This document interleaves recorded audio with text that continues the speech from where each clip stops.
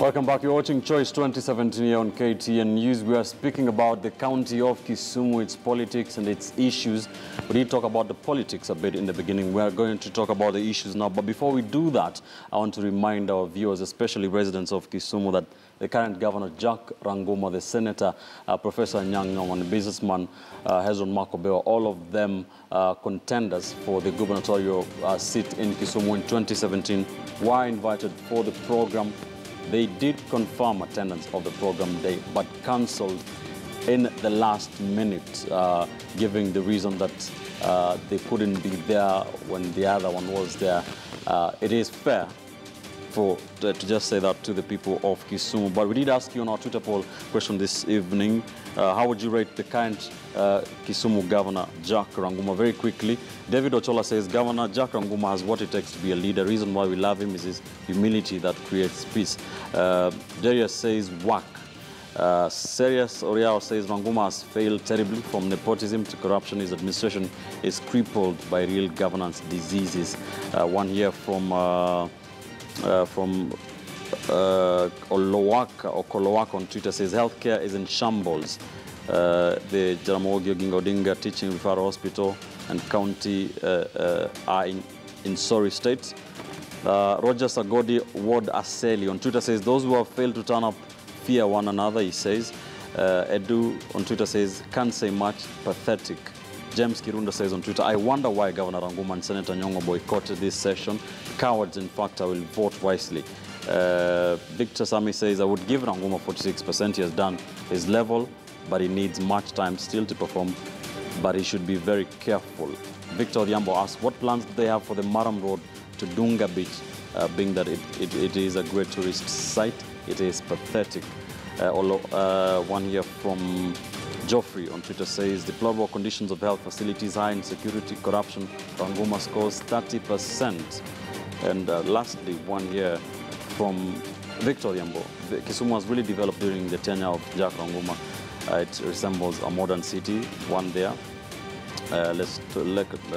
Those are some of your views on Twitter. Keep that conversation. Remember, you can call us. The studio lines will be scrolling at the bottom end of your screen. We have a caller on the line, I understand.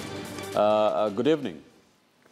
Good evening, Mr. Chili. Yeah, good evening, sir. What is your name? Where are you calling us from? Mr. Chili, this is Engineer Kevin, okay? Yes. Calling from the county of Ligori. All right. Thank you, sir, for calling in. What is your question, very quickly? Well, Mr. Chili, a few issues very quickly to the two gentlemen in there. The first issue, especially, is the issue of corruption that has engulfed our counties. What have they done, especially the two, in terms of Kisumu County on matters of corruption? And then the other key issue, Mr. Kitili, you find that Lake Victoria is the most huge economic hub in Nyanza region, combining the 4 counties in Nyanza. What steps are they going to use to utilize Lake Victoria to unify Nyanza so that Nyanza's economic development enhanced? And the last question, probably, Mr. Kitili, as a software engineer, I'm asking that in terms of technology, we've seen most counties not utilizing technology on matters of financial issues, financial management, that will help us to actually track issues of corruption. How are they going to use technology? Maybe they are elected. Thank you, sir. Thank you, sir. Thank you for your questions. I'll try. The guests will try to answer some of those. I want us to tackle a few issues. Let's start with unemployment. We'll go to the questions a bit later. The issue of youth and unemployment. Professor Maina did raise that question earlier on in the program. How would you deal with the issue of youth unemployment in Kisumu County? I would react differently. I think the first thing that ought to happen in Kisumu and in every country, this country, is for the governors to be faithful to Schedule 4. Because let us not use governance as a punching bag. So that anything that the national government has failed to do, you can blame on the governors. The governors have got a very limited mandate, and it's very unfortunate that many people in this country do not know what governors are supposed to do and not to do. Like, for example, let's take security. All right. I'm sorry, I'm not answering the employment, but it will help to answer that. I have seen some cases where, when there's a lack of security, governors are being blamed. Yeah, security is not a devolved Security function. is not under the docket of the governors. Yes. Unemployment, yes, they do have a role. And I think that, especially for me, I believe that the first thing that ought to have happened in this country was to establish good governance in our counties. Because when you have corruption, then you have public resources being dedicated to the use of the few for private means. Now, it means that if, for example, you could spend more money on putting up good roads, if you could spend more money, for example, extension services under county government. I come from Kisumu. I have never met an extension agent. Yet, when I was a young boy, during colonial days, I do remember even public health people used to come to our villages to look after, whether the bushes are cleared, stagnant waters are made to run off, etc. All right. So really, if you use money properly. All right, because of time, Prof, I think that unemployment is a major problem in the country, not only in Kisumu County, but focusing on Kisumu County, I think the industries that could absorb the youth disappeared, and we don't have any viable industry. What we have today are Juakali industry and hawking. And I've talked to them on the ground, and I found that we need to retrain our youth to work efficiently. In my opinion, the present government, national government, has put up technical training institutes. In fact, the government is intending to put up a technical training institute in each constituency. And therefore, this, to me, becomes a very important area for retraining the youth to have skills so that they can create self-employment. I think the future of the country, this country, and the future of Africa relies on creating self-employment rather than people are seeking for employment. In my opinion, if I become governor today, I will retrain people from Standard 8 and Form 4, graduate Standard 8 and Form 4, in technical-based education. Right. I train people in masonry, train people in electricity, train people in plumbing, because you see what's happening. The youth in Kisumu have been shunning some of these things. See, when I was growing up, we were told that technical education is for the failures. And grammar education, where you do maths, physics, and the rest are for the brilliant people. That's where we got it wrong. I think we need to retrain our people and tell them that there are a lot of jobs in the agriculture sector. Right. There are jobs in the Juakali sector and industry. So myself, I will embark immediately on retraining the youth so that we create employment for them. All right, let's talk about the issue of health. Health is a devolved function, Mr. Omolo. The Jaramogi Oginga Odinga Teaching and Referral Hospital has been, residents are telling us that it is in a deplorable state. Anything that you would do differently to improve health in Kisumu County? Very quickly. I think, like, for example, the Jaramogi Referral Hospital, I would first of all start with look at the villages. What ails our people? Like malaria is rampant. So you have to stock properly the dispensaries and health centers in the villages. And I think we also have level 4 hospitals, I think in every, like for example in Nyando, in Nyakaji, they're all there in every constituency. Right. So the thing to do is to manage these institutions well. And that's why I talk about good governance, because if you lack it, like for example, a local dispensary in my village, people are selling drugs. So and unless you've got people who understand the government, who understand procedures, who understand how to establish a functioning government machinery, then whatever you take to the counties will be going to the dogs, I'm afraid. All right. Yep. Prof.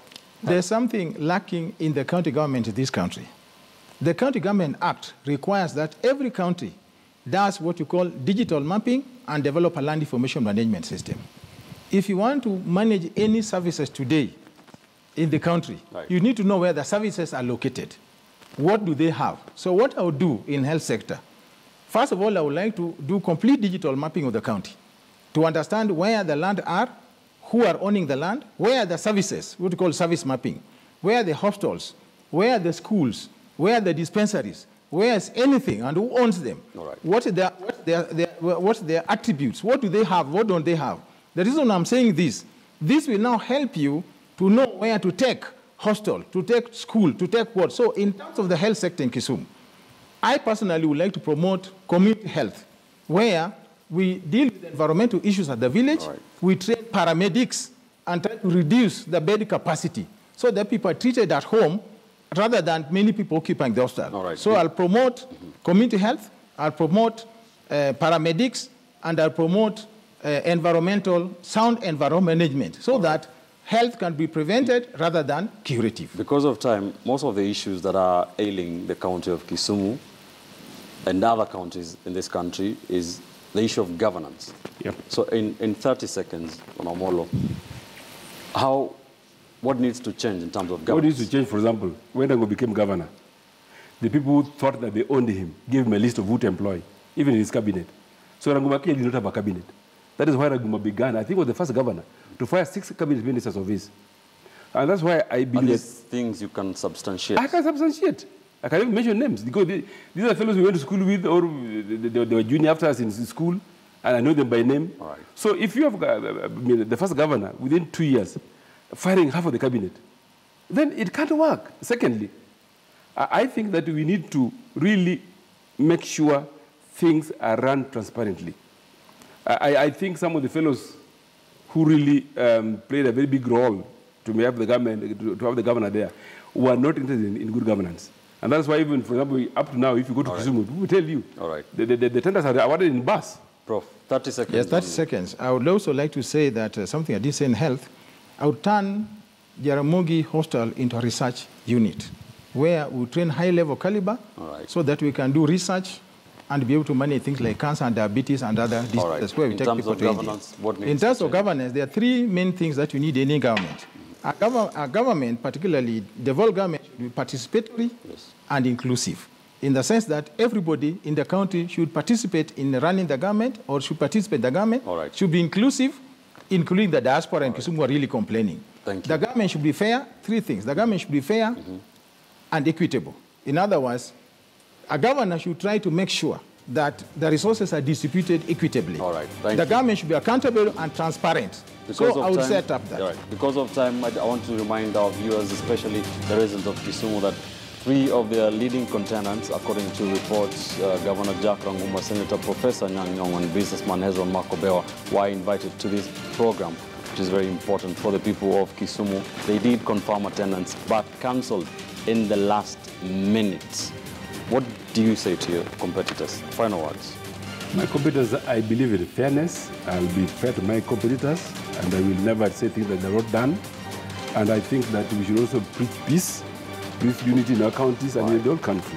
Because without peace, without security, we cannot have free and fair election. And I think it is our responsibility to start in the village. The 3 that have refused to come on? Well, for example, I'm not surprised that Nyong'o did not come. I'm not surprised that Nyong'o did not come. Marco Bewa, maybe I'll excuse him because I don't know him well.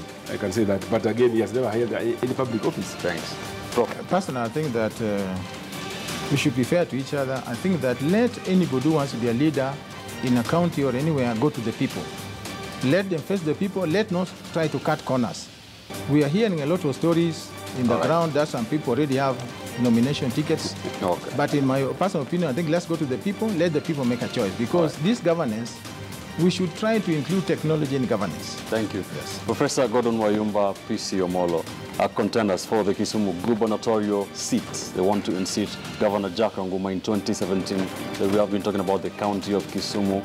Because of time, we have to leave it there. My name is Ben Kitili. Thanks for joining us. Join us every Monday night from 8 p.m. to 9 p.m. as we discuss different issues, political and governance, in the run-up to the 2017 general election. Keep the conversation going, especially online on Twitter, with your views on the county of Kisumu. I'm Ben Kitili. Good night from Nairobi. Stand by for Monday Night News coming up shortly here on KTN News.